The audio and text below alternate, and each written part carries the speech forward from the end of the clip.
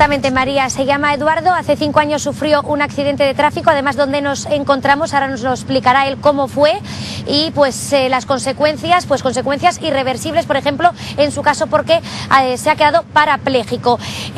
Fue hace 5 años, Eduardo, tú eras, buenas tardes, repartidor de pizzas, ibas en moto y justo estabas parado en este mismo semáforo. Sí, efectivamente, estaba en este semáforo y bueno, al abrirse este semáforo y salir hacia el cruce, pues vino un coche del lado izquierdo, saltó el semáforo en rojo y me iba por delante. Entonces, bueno, en un primer momento quedé tirado en el suelo muy fastidiado porque tuve un montón de fracturas y bueno, me vino a buscar un móvil y tuve que estar 26 días en coma en el hospital.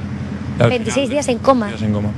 Al final de todo, pues dentro de todas las lesiones que podía haber tenido, tuve la menos trágica porque la lesión medular que yo tengo pues me permite tener una vida autónoma, pero rompí 5 vértebras, si llega a ser una lesión más alta no me hubiera permitido tener esta autonomía. ¿Qué es lo que te permite hacer? Pues hoy por hoy casi todo lo que me propongo, siempre y cuando tenga ayudas a nivel, no ayudas, sobre todo no tener barreras. Yo pues soy siempre un chico muy deportista y sigo siendo un chico deportista. ¿Por qué? Porque hay unos deportes accesibles para la gente con algún tipo de discapacidad. Perfecto, pero ¿qué pasa? Que llegas un día al cine y ese cine no está adaptado y entonces cuando no tienes esa manera de ir al cine, ¿no? Por decir algo. Entonces, bueno, en muchas ocasiones lo que no puedes llegar a hacer es porque no está adaptado o porque alguien no ha pensado en ese tipo de personas, ¿no? Y bueno, yo en mi caso, como te decía antes, puedo llegar a valerme y puedo llegar a hacer todo lo que me propongo. Pero hay muchos casos que con estos heridos graves, como tú bien decías, pues no pueden llegar a hacer una vida autónoma y tienen que depender todo el tiempo de alguna tercera persona, ¿no? Eso es una faena porque, bueno, ya no solamente esa persona no va a poder tener una independencia, sino que va a tener que estar pendiente pues, de un familiar o de un terapeuta o de quien sea para poder tener una vida digna, ¿no? Cuando te dijeron que te ibas a quedar parapléjico, que eras parapléjico, ¿se te vino el mundo encima? Pues hombre, en un primer momento yo desde mi poco conocimiento del tema, que no tenía ninguno, pues claro, los prejuicios que tienes mentales es que... Además estás hablando que eres un chico deportista, que siempre hiciste deporte, que bueno, que eras bastante autónomo, independiente. Efectivamente, el primer momento desde esos prejuicios que tenemos todos un poco en la cabeza, pues ves un chico en una silla de ruedas como que es un tullido, ¿no? Como que no puede hacer nada, de primer momento desde tu desconocimiento. Entonces yo luego empecé a ver que bueno, que sí podría conducir, que sí podría hacer deportes, que sí puedes... Te vas enterando de cosas y dices, bueno, pues es una putada muy grande, efectivamente, pero digo, al menos puedo seguir haciendo mi vida, ¿no? Entre comillas, me costará más o menos intentar hacerla, pero puedes. Y hoy por hoy, pues, yo he vuelto a hacer todo. Me ha costado mucho trabajo, he estado, pues, el accidente... ¿Cuántos años de rehabilitación? Pues el accidente fue el 1 de febrero y la primera vez que volví a pesar mi casa fue el 27 de septiembre. Todos los meses de rehabilitación muy dura, porque en mi caso, pues, yo estuve un mes en coma, como te he dicho antes, otro mes más de rehabilitación en una cama, y claro, cuando salí de allí era un fideo, no tenía fuerza ni para sujetar una revista.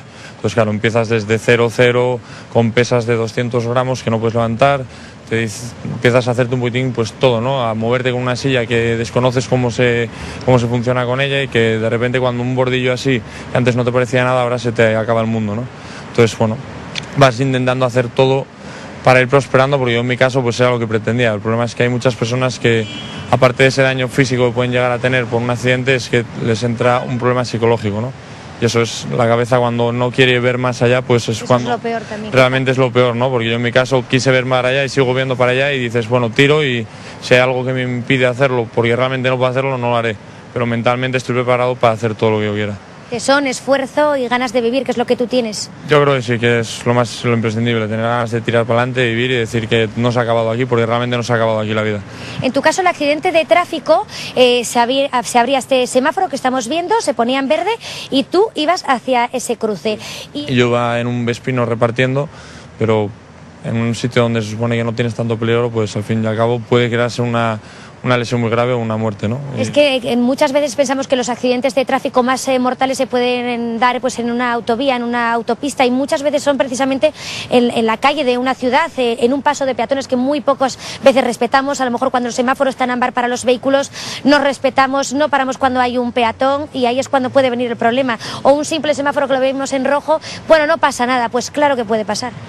Pasan pues cosas muy graves como es este caso y como hay casos con muertes y con lesiones mucho peores. El problema es un poquitín de la gente que se tiene que concienciar de que bueno, de un minuto más, un minuto menos, pues no merece tanto la pena y quizá pues si pasa algo de esto sí que es algo que no puede realmente volver atrás, ¿no?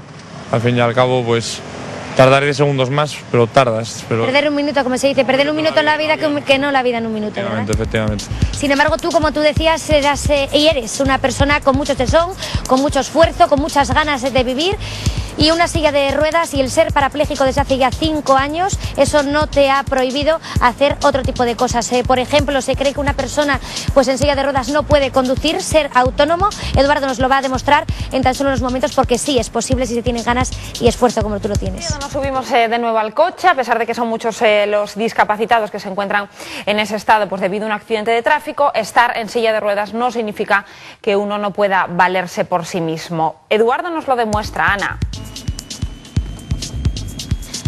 Pues así es, María. Eduardo, como se lo comentábamos hace unos minutos, pues se quedó parapléjico hace 5 precisamente debido a un accidente de tráfico. En muchas ocasiones esos accidentes de tráfico provocan consecuencias irreversibles, como es su caso. Pero como tú bien has dicho, María, pues el ser parapléjico, Eduardo, no significa que no puedas tener tu propia independencia, como por ejemplo en tu caso. Tú tienes tu propio vehículo y vas conduciendo a cualquier lugar sin ningún problema. Efectivamente, bueno, yo en mi caso pues soy independiente para todas las actividades del día a día, pero bueno, yo en mi caso pues me ha costado mucho tiempo de rehabilitación, muchas ganas de tirar para adelante y superar problemas, ¿no?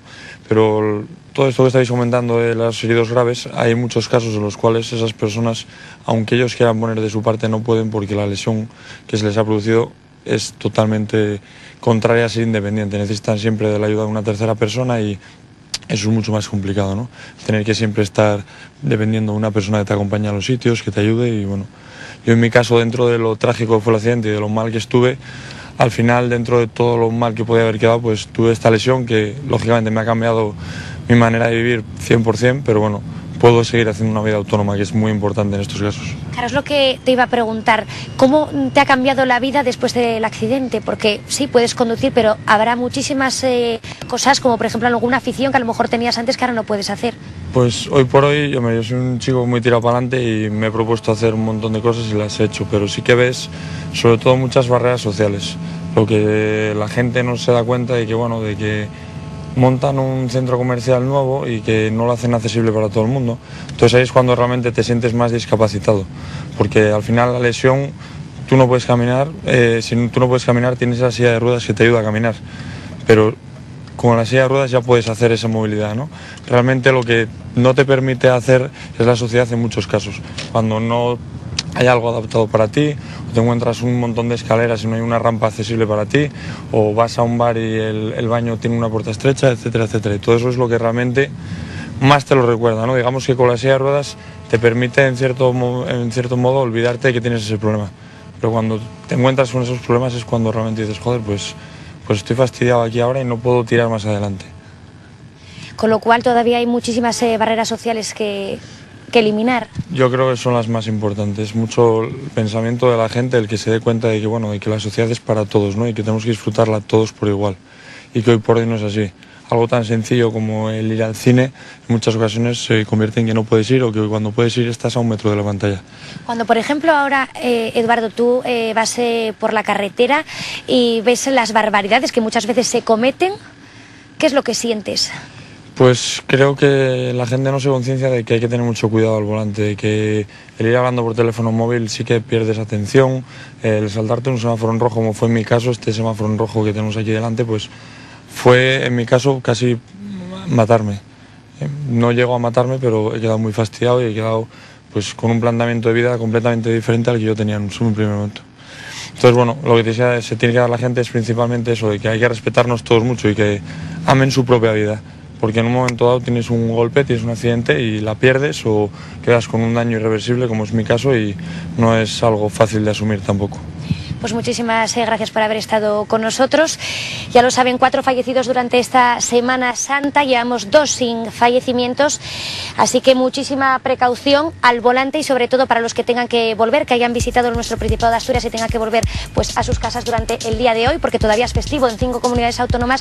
Muchísima precaución, y no solo pues en campañas, en días festivos como es Navidad, como es Semana Santa, sino pues los 365 días del año, porque el otro día, pues hace 5 años fue Eduardo, pero mañana podemos ser, incluso hoy, uno de nosotros.